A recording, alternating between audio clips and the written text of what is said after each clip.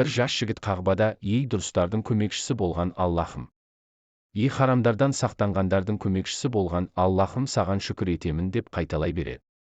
Біреу келіп неге қайта-қайта бір дұғаны қайталай бересің, одан басқа еш нәрсе білмеймісің деп сұрайды. Оған былай деп түсіндіреді. Осыдан 7-8 жыл бұрын Қабада жүргенде ішінде 1000 алтыны бар қалташық тауып алдым. Ішімнен бір дауыс бұл алтындармен мына нәрселерді жасайсың деп құтыртып жатқан еді. Өз-өзіме жоқ, бұл меніңкі емес, біреудің затын қолдануым харам болады дедім. Осы кезде біреу мынадай қалташық тауып алған адам бар ма деп айғайлап жүреді. Оны шақырдым. Қалташықтың қандай екенін суреттеді және ішінде 1000 алтын бар деп айтты. Қалташығын бердім. Ол да маған қалташықтан шығарып 30 алтын берді.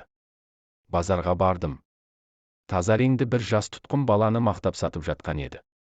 Ол жас баланың тазалығы менің назарымды тартты. Бұл тұтқын үшін қанша сұрайсың дедім.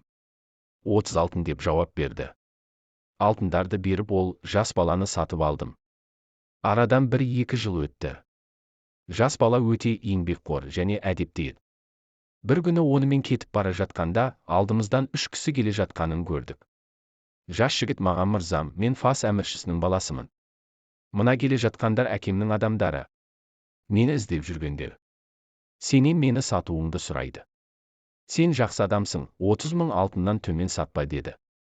3 кісі қасымызға келіп бұл тұтқынды бізге сатасың ба деді. Сатамын, бірақ 30 000 алтыннан төмен болмайды дедім. Біраз саудаласып болмаған соң амалсыз қабыл етті. Алтындарды беріп жас жігітті алып кетті. Мен бұл алтындармен жұмыс орындарын ашып сауда-каттықпен айналысып одан да байып кеттім. Бір күні туыстарым өте бай бір отбасының жақсы бір қызы бар. Әкесі жақында қайтыс болды. Онымен сені үйлендірейік деді. Мен де болады деп жауап бердім.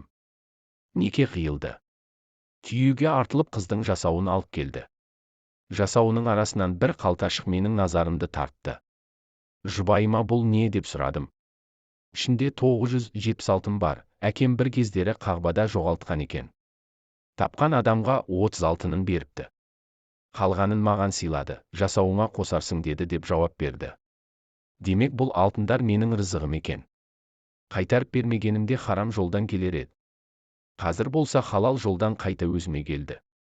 Маған көмектесіп харамдардан қорғаған, көптеген niғметтер сыйлаған Раббыма шүкір етемін. Ашыда болса шындықты айтыңдар. Бәрібір тағдырға жазғанын көресің. Несібеңнен артығын көрмейсің.